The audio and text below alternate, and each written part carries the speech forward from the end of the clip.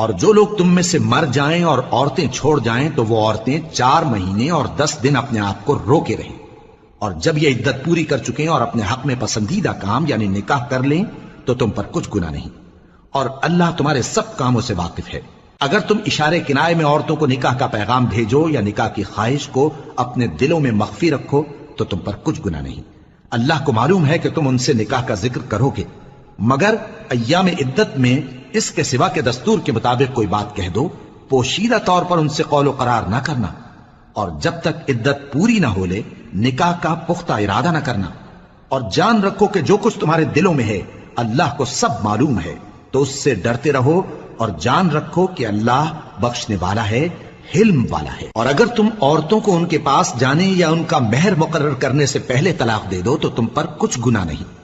ہاں ان کو دستور کے مطابق کچھ خرچ ضرور دو، یعنی مقدور